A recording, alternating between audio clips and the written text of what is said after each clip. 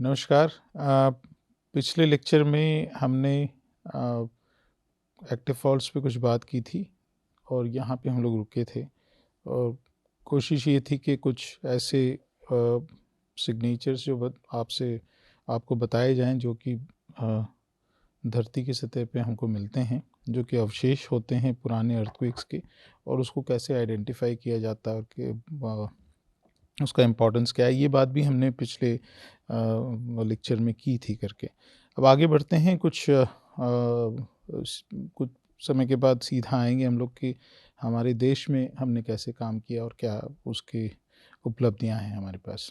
तो ये जो है ये सेंट्रल जापान का एरियल फोटोग्राफ है। हालांकि बताने का उद्देश्य ये है कि एरियल फोटोग्राफी भी की जाती है, सैटेलाइट डेटा से तो इस्तेमाल हम लोग मतलब जो होता है वो करते ही हैं, लेकिन आइडेंटिफिकेशन के लिए जो लैंडफॉर्म्स हैं या तो जो सिग्नेचर्स हैं उसको हम लोग एरियल फोटोग्राफी से भी करते हैं। तो ये फॉल्ट लाइन है, थ्रस्ट फॉल्ट लाइन है आपकी सेंट्रल जापान की।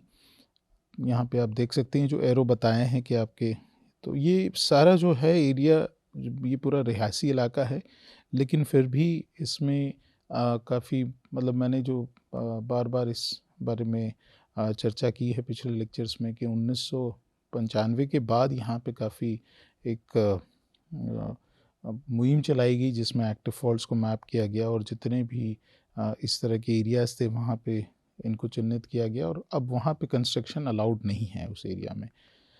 सो ये कुछ तस्वीरें हैं जो बताती है कि जब अर्थक्वेक आता है और रप्चर होता है सरफेस पे तो क्या हालत होती है करके। तो ये एक चिची अर्थक्वेक का है, ताइवान का, जिसमें आपका थ्रस्ट फॉल्ट पे ही डिस्प्लेसमेंट हुआ है और ये पूरा जो एक रनिंग ट्रैक था वहाँ पे, जो पेविलियन था वो पूरा आपका उसमें ये पूरी ज़मीन उठ गई यहाँ से पूरी। ये पोर्शन जो था इसका ये ऊपर आया है, ये हैंगिंग वॉल है आपका, जिस तरह से हमने बात की थी, और ये आपकी फुटवॉल है करके। तो ये फुटवॉल है आपकी और ये हैंगिंग वॉल है आपकी। तो ये और भी जगह डैमेज किया था, लेकिन ये पवेलियन के बीच से इसका फॉल ट्रेस था तो जो कि इसने पूरा तहस नहस किया। ये भी आप देख सकते हैं कि कुछ तस्वीर है उधर की है जहाँ पे आप देख रहे हैं कि पवेलियन जो है पूरा एरिया जो है वो पूरा उठ गया था यहाँ पे। ये बात हम लोग ऑलरेडी कर चुके हैं इसकी, ठंडा फॉल्ट की, और 2005 में यहाँ पे भूकंप आया था कश्मीर में और इसके बारे में मैंने काफ़ी डिटेल में उस दिन बात की थी। ये एक फ़ोटोग्राफ जो है ये भी थ्रस्ट फॉल्ट का है और इसके ये एक्टिव फॉल्ट की जब हम बात कर रहे थे तो ये फ़ोटोग्राफ्स मैंने आपको दिखाए थे।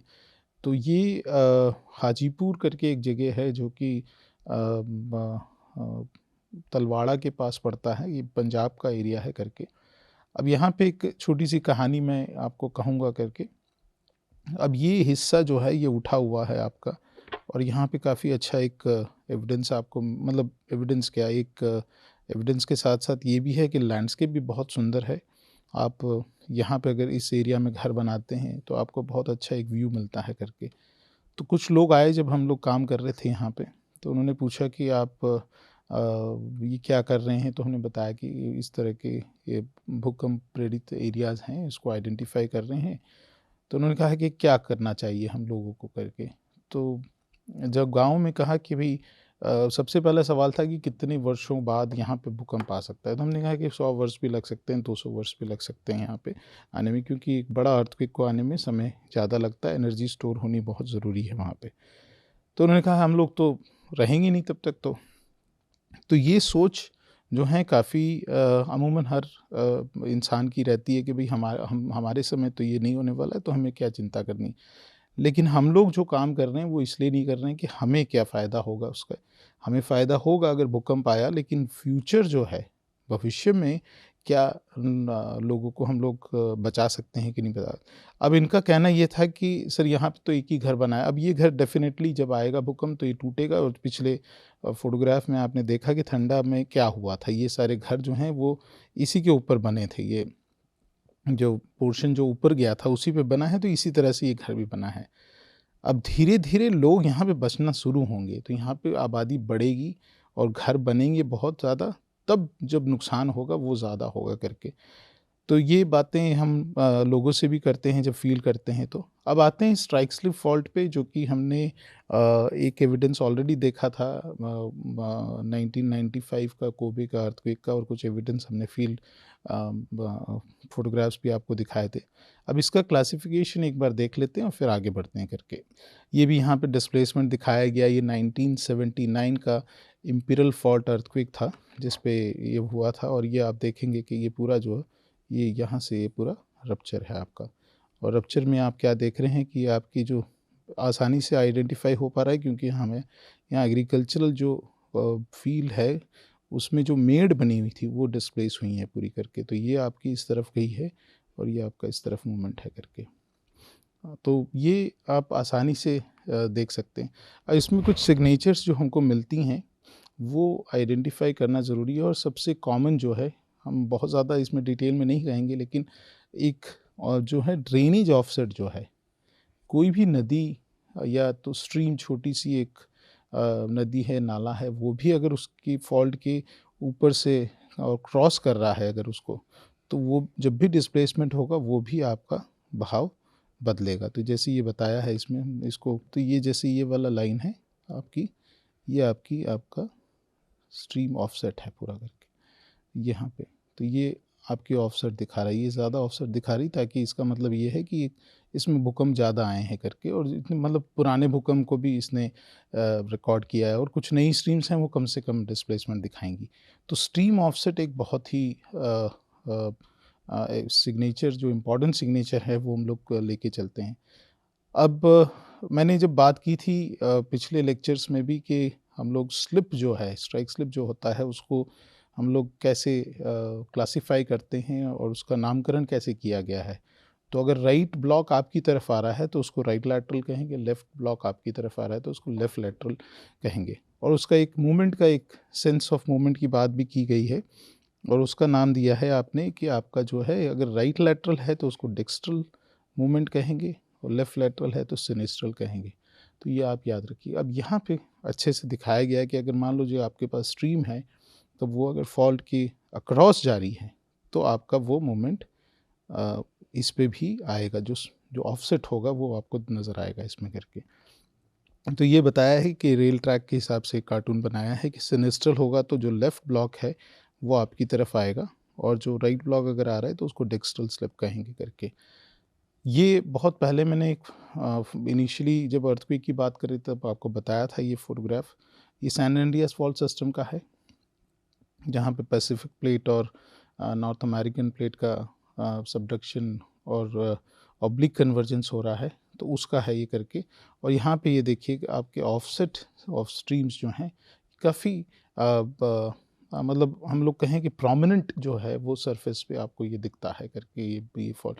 तो ये आपका फॉल्ट ट्रेस हो जाएगा ये वाला आपका, और इसके साथ जो एसोसिएटेड लैंडफॉर्म्स हैं वो आपके ये हैं करके, ये आपकी ऑफसेट स्ट्रीम्स ऑफसेट हैं करके।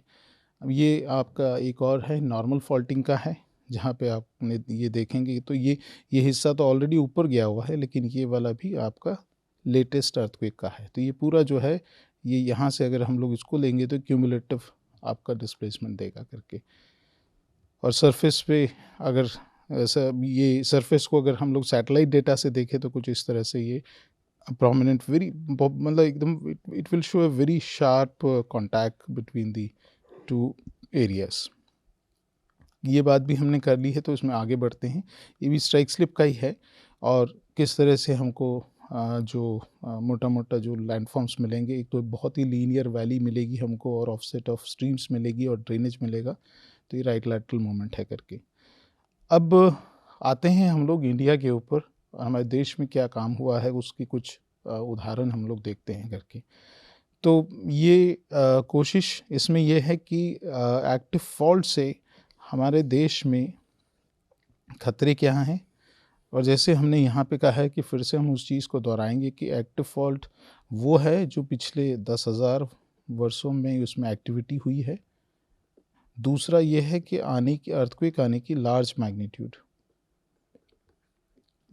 अर्थक्वेक आने की संभावनाएं ज़्यादा हैं, और ये बहुत ही ज़रूरी है इसका आइडेंटिफिकेशन, क्योंकि ये सेस्मिक हज़ार्ड असेसमेंट में काफ़ी हेल्पफुल होता है और कारगर है करके। तो ये चीज़ें हम लोग अपने दिमाग में रखेंगे आगे जब बात करते हैं करके।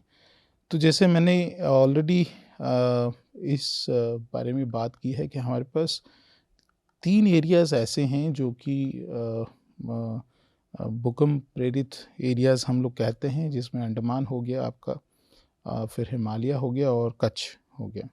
और मैंने कुछ बात किया था कि हमारे पास और भी एरियाज़ हैं जिससे हम लोग प्रेरित तो हमारे देश में नहीं हैं, लेकिन वो मकरान सबडक्शन ज़ोन है, जहाँ से हमें खतरा है भूकंप का, जो सेismic शेकिंग का भी है और सुनामीज़ का भी। और यहाँ पे ये 2 जो हैं 325 बीसी और 1945 में यहाँ पे भूकंप आए थे बड़े, और सुनामी भी आई थी इसकी वजह से। तो ये एरिया जो है ये काफ़ी अफ़ेक्ट किया था इसमें करके। हालाँकि इसमें तो जो 2004 में आई, तो इसने तो काफ़ी एरिया को ना ही सिर्फ़ देश में बल्कि और कोस्ट लाइन्स हैं हमारे जो आसपास जो है ये इंडियन ओशन को जो कनेक्ट करती है, वहाँ पे भी असर हुआ था। हालाँकि यहाँ तक भी असर सुनामी का आया था करके। अब बीच में भी एक एरिया है जिस पे हमने ऑलरेडी बात की है कि यहाँ पे 2 इस तरह के भूकंप पाए गए हैं, जिसकी वजह से इस एरिया को भी हम नज़रअंदाज नहीं कर सकते हैं करके। और ये एरियाज़ हैं आपके, जहाँ अर्थक्वेक्स जो आए थे यहाँ पे, वो आपके लातूर का था भूकंप, और कोयना का भी है जो कि रिजर्वायर इंड्यूस साइस्मिसिटी की वजह से है। और इस इलाके में आपका जो है वो जबलपुर अर्थक्वेक भी था यहाँ पे। तो ये एरिया में हमारे पास भी अर्थक्वेक हैं, जैसे लातूर वाला है 1993 का है करके। और इस एरिया में जैसे मैंने बात किया कि जबलपुर का है आपके पास, वो 1997 का है, वो 5.8 मैग्नीट्यूड का था। तो मोटा-मोटा अगर कहें तो पूरा एरिया जो है हमारा वो भूकंप से प्रेरित रहता है करके यहाँ पे। हालाँकि बड़े भूकंप जो है वो हिमालय में आएँगे, उससे नुकसान इंडो-गैंजेटिक प्लेन में ज़्यादा होगा। और ये बात जो है हम लोग अगले एक जो टॉपिक है उसमें लेक्चर है उसमें बात करना शुरू करेंगे, जो कि ग्राउंड इफ़ेक्ट्स क्या होते हैं और साइट इफ़ेक्ट्स क्या होते हैं, उस पे बात करेंगे करके। तो ये ज़ोनेशन की मैंने पिछली बार भी बात की थी कि हमारे पास अभी जो ज़ोन्स हैं, वो पहले जो था वो 1 से लेके 5 तक था, यानी टोटल 5 ज़ोन थे। अब लेकिन हमारे पास सिर्फ जो है वो 4 ही ज़ोन हैं, ज़ोन 2, 3, 4 और 5 हैं। और ये कलर से दर्शाया गया है कि कौन से ज़ोन कहाँ पे हैं करके। तो जैसे कहा जाए कि लखनऊ जो एरिया हम लोग जहाँ पे लखनऊ कानपुर जो एरिया है, वो आपका ज़ोन आपका ये आ जाएगा 2 में आएगा आपका, ये नहीं ज़ोन 3 में आएगा, सॉरी। तो ये 3 में है क्योंकि 2 से शुरू हो रहा है, तो हम लोग 3 में हैं, ज़ोन 3 में हैं। और उसके बाद ज़ोन 5 जो है वो तराई इलाका है, हिमालय के पास वाला। और क्योंकि वहाँ पे अफ़ेक्ट ज़्यादा होगा, और रेड जो है, लाल जो कलर का दिया हुआ है, वो ज़ोन 5 है आपका। इस बारे में भी हम लोग बात कर चुके हैं, तो थोड़ा-सा आगे बढ़ते हैं। अब जो हमने इसमें समझाने की कोशिश की थी कि हमारे पास काफ़ी फ़ॉल्ट लाइन्स हैं। जिस तरह से एक लेक्चर आप याद करिए कि जब हमने अर्थक्वेक्स के बारे में बता रहे थे, स्ट्रेस स्ट्रेन के बारे में बता रहे थे, तो हमने आपको जो है वो सैन एंडियास फ़ॉल्ट सिस्टम के बारे में कुछ बताया था। वहाँ पे काफ़ी फ़ॉल्ट लाइन्स थी और उसके ऊपर उनके पास कितना दबाव बन रहा है वो भी उनके पास इन्फॉर्मेशन है। ऐसा ही काम जो है हम लोग अपने देश में भी कर रहे हैं कुछ करके, जहाँ पे हम लोग ना ही सिर्फ फील्ड मैपिंग करते हैं, सैटेलाइट डेटा से मैपिंग करते हैं, लेकिन उसके साथ-साथ जो है जीपीएस स्टेशंस भी लगा रखे हैं कि ताकि हमको पता चले कि ये जो फ़ॉल्ट लाइन्स हैं उसमें उसके बीच में क्या दबाव बन रहा है, और फ्यूचर में कब तक यहाँ पे और कितना बड़ा भूकंप आने की संभावनाएँ हैं। तो हमारे पास ये फ़ॉल्ट लाइन्स हैं, जैसे बताया मैंने कि आपको कि हिमालयन फ्रंटल थ्रस्ट भी कहते हैं, फ़ॉल्ट भी कहते हैं। और उसके साथ-साथ जो हमारे पास चंडीगढ़ फ़ॉल्ट है, इस पे हम लोग बात करेंगे। फिर एक ये एरिया जो है ये हमने मॉडल बनाया था, ये चंडीगढ़ और पिंजौर जो है उस एरिया का है। तो वहाँ पे हमने क्या फ़ॉल्ट्स आइडेंटिफ़ाई किए, तो उस पे हम लोग कुछ चर्चा करेंगे यहाँ पे करके। तो ये एक जैसे मैंने कहा कि हम लोग सैटेलाइट डेटा को भी इस्तेमाल करते हैं, और उससे उसके बेसिस पे हम लोग फ़ॉल्ट्स आइडेंटिफ़ाई करने की कोशिश करते हैं। और आप ये डेटा जो है ये फ्रीली अवेलेबल है, एसआरटीएम डेटा है, shuttle topographic radar mission data है। तो इसको आप डाउनलोड करके इसमें आप काफ़ी अच्छे से डिजिटल एलिवेशन मॉडल जो है वो बना सकते हैं। तो ये काफ़ी कारगर हुआ था। हालाँकि अभी हम लोग काफ़ी हाई रेज़ोल्यूशन डेटा जो है इंडियन सैटेलाइट के ने लिया है उसको हम लोग लेते हैं, कार्टोसैट को। तो ये आपका टकसाल एरिया का है जिसमें हम लोग ने बनाया था, और इसमें जस्ट टू प्ले विथ हमने एक मूवी भी बनाई जाके, वो कि आप देख सकते हैं कि डिफरेंट डायरेक्शन में अगर करके तो कहाँ से फ़ॉल्ट है। ये फ़ॉल्ट एक जो है वो यहाँ से जा रहा है करके, अब इसके बारे में हम आगे आगे बात करते हैं आपसे।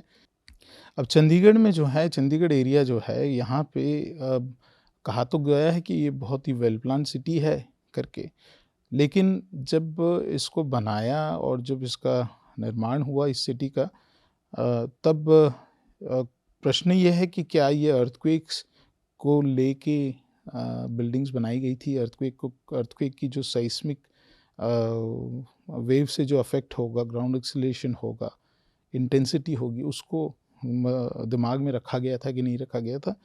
जितना मेरा वो है तजुर्बा है कि उसको नहीं किया गया है ये करके। तो भविष्य में जब भी यहाँ पे भूकंप आएगा तो काफ़ी बड़ा नुकसान को हमको झेलना पड़ सकता है। और यही सिर्फ इलाके में ये जो येलो लाइन से दिखाया है वो एक फॉल्ट लाइन है जिसको हम लोग कहते हैं हिमालयन फ्रंटल थ्रस्ट। ये काफ़ी एक्टिव है। और दूसरा इसके बाद जो है वो हार्डली 25 किलोमीटर के आसपास बैठा है, ये पिंजौर गार्डन फॉल्ट है, ये भी एक्टिव है। फिर आपके पास बरसात थ्रस्ट करके एक है फॉल्ट लाइन, वो भी एक्टिव है। और एक और जो है वो हमने आइडेंटिफाई की थी, इसका नामकरण भी किया गया। पिंजौर गार्डन फॉल्ट का भी एक नामकरण किया गया, चंडीगढ़ फॉल्ट भी दिया गया नाम, और ये टकसाल फॉल्ट है आपका। ये जो डॉटेड डैश लाइन से दिखाया है वो आपका स्ट्राइक स्लिप है, जिसका मूवमेंट आपका ये है करके यहाँ पे। और ये सारे थ्रस्ट फॉल्ट्स हैं, ये थ्रस्ट फॉल्ट्स हैं, ये भी थ्रस्ट फॉल्ट है, और ये भी थ्रस्ट फॉल्ट है। अब इस पे भूकंप आ रखे हैं, इसके भी अवशेष हमने ढूंढे हैं तीनों पे, जो मतलब हम कहेंगे टकसाल फॉल्ट इसका नाम हमने दिया है। टकसाल एक जगह है परवाणु के पास, तो उसके बेसिस पे दिया है इसको।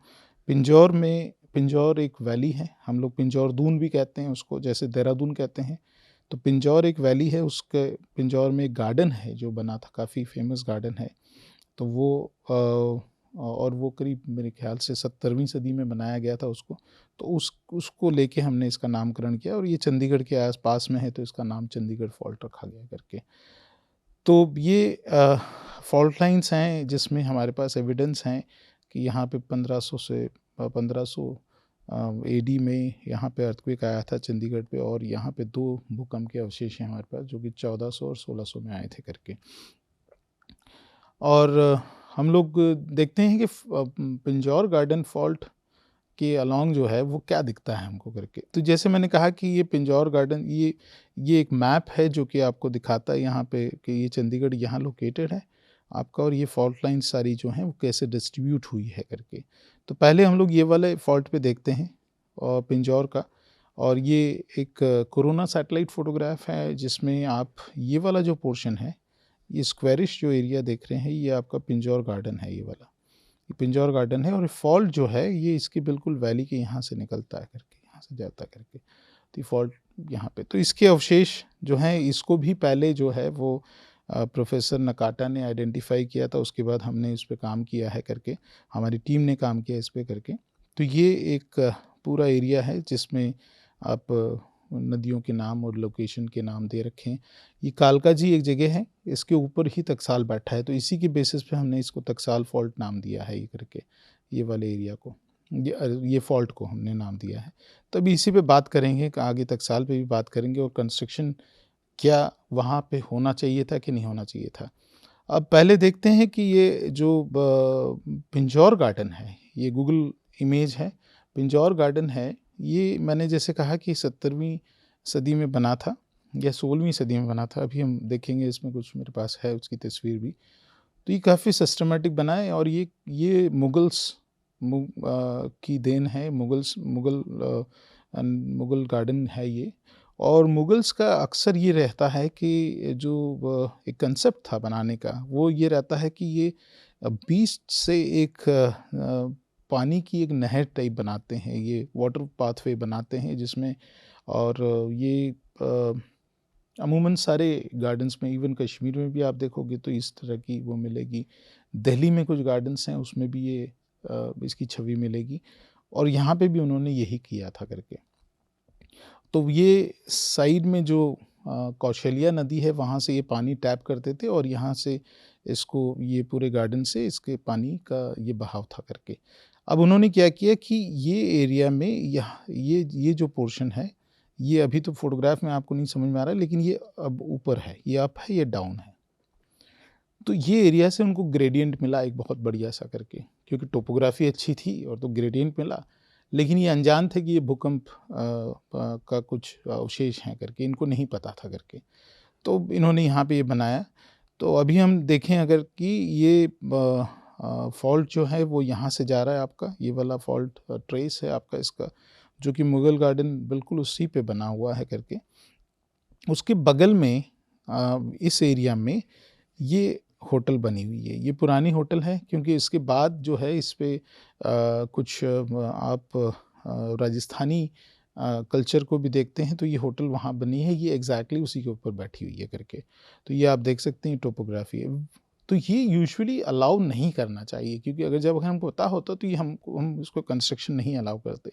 तो ये उस ज़माने में हुआ है जहाँ पे अंदाज़ा था ही नहीं इसका कि कैसे होता है। तो ये होटल जो है ये इसके ऊपर एग्ज़ैक्टली बनी है, और ये तस्वीर जो है ये इस एरिया की यहाँ की है। ये तस्वीर इस पोर्शन की है, जहाँ पे यहाँ से ये फ़ोटोग्राफ लिया गया है, और इसको हम लोग ये जो वॉल देख रहे हैं इसकी ये वाली जो वॉल है, ये आपकी जो है ये गार्डन की वॉल है ये वाली। और इस पे आप देखेंगे कि ये रास्ता जो गया है, इसमें आप टोपोग्राफ़ी देख सकते हैं, इस तरह की टोपोग्राफ़ी बन रही जो कि टिपिकल आपका जो एक थ्रस्ट फ़ॉल्ट में बनता है। तो ये पोर्शन जो है ये आपका ऊपर गया है करके। अब ये तस्वीर हमने बाद में ली। ये तस्वीर जो है वो जहाँ तक हमें अंदाज़ा है ये कि बहुत पुरानी तस्वीर है। ये लेफ़्ट हैंड साइड वाली जो कि प्रोफ़ेसर नकाटा ने ली थी। उसके बाद हमने ये तस्वीर ली, तो अब यहाँ क्या हो गया, एक पक्की सड़क बन गई, लोग आने-जाने लगे, लेकिन टोपोग्राफ़ी अभी भी दिख रही है। ये यहाँ पे 2 बंदे दिखे हैं खड़े हुए यहाँ पे। ये आप देख सकते हैं कि ऊपर के हिस्से में खड़ा हुआ है करके। तो ये बाद में हमने ये फ़ोटोग्राफ़ लिया है करके इसका।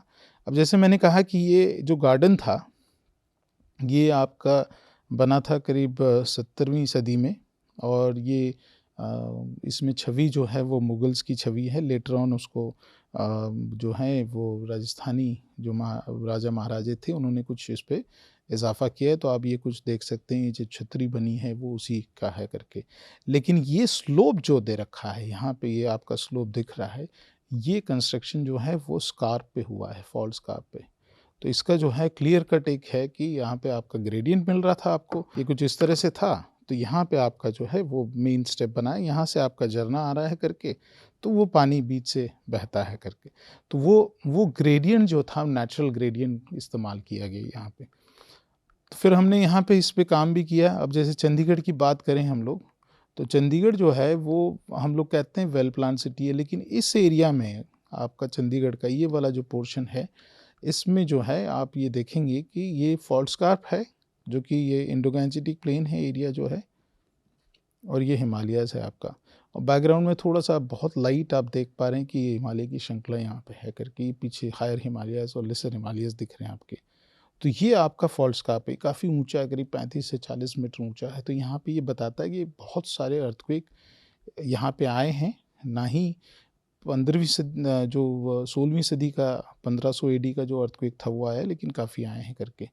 अब दूसरा एक चीज़ जो है हम लोग बात कर रहे थे जो 2005 के भूकंप की बात की, जिसमें हैंगिंग वॉल के ऊपर, तो ये इसकी हैंगिंग वॉल है आपकी, और ये फुटवॉल हो जाएगी आपकी।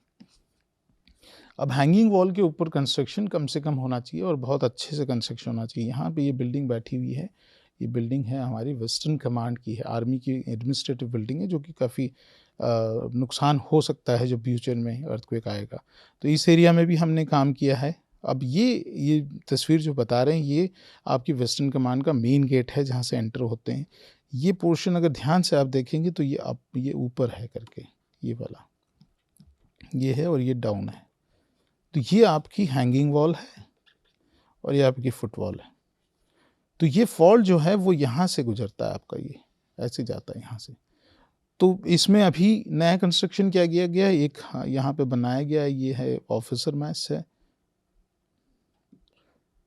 ये ऑफिसर मेस बनाई गई और इसी तरह से और भी यहाँ पे कुछ बिल्डिंग्स बनी हैं जो कि नहीं बनानी चाहिए थी करके। ये और भी एक अवशेष हैं जो कि सूरज टॉकीज़ हैं, ठीक है।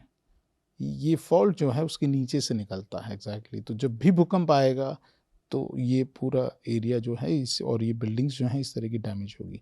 एक और चीज़ जो हमने नोट की कि और ये तस्वीर हम कह सकते हैं अब तो कि करीब-करीब नहीं तो ये 18-19 साल हो गए ये काम करते हुए उसको देखा था। तो ये फ़ॉल्ट स्कार्प से है, हम लोग फ़ॉल्ट स्कार्प के ऊपर खड़े हुए हैं और ये वहाँ से मैंने इंडो-गैंजेटिक प्लेन की तरफ देखते हुए मैंने फ़ोटोग्राफ लिया था और तब ये देखा कि ये पंचकुला एरिया है। ये पंचकुला एरिया में ये काफ़ी तगड़ा कंस्ट्रक्शन चल रहा है करके। अब ये कंस्ट्रक्शन जब है आपका हुआ है, तो क्या जो चीज़ें हमने बात की थी और कुछ एक फ़ोटोग्राफ्स हमने दिखाए थे आपको कि अगर ग्राउंड फ्लोर जो है आपका, वो आपने पार्किंग के लिए इस्तेमाल कर रहे हैं और ओपन स्टोरी है, तो क्या होगा आपका साइस्मिक वेव? तो जो कॉलम्स हैं वो बिल्कुल माचिस की तीली की तरह ऐड करेंगे और जैसी साइस्मिक वेव्स अलग-अलग तरीके की आपकी उसमें प्रोपगेशन होता है, तो वो इसको गिरा देगा। तो ये चीज़ें हमको ध्यान में रखनी चाहिए। अभी यहीं रुकते हैं और फिर नेक्स्ट लेक्चर में हम लोग बात करेंगे स्ट्राइक स्लिप फॉल्ट पे कांगड़ा वैली का कुछ एविडेंस देखेंगे और जो गलतियाँ राजा महाराजाओं ने करी थी और क्योंकि उनको पता नहीं था, खैर उसको गलती नहीं कह सकते, अनजाने में हुई है वो करके। तो क्या वो अभी भी हुई थी? मतलब अभी कुछ वर्षों पहले भी हुई है वो, तो उस पे भी कुछ चर्चा करेंगे। अभी यहीं रुकते हैं। Thank you so much. नमस्कार।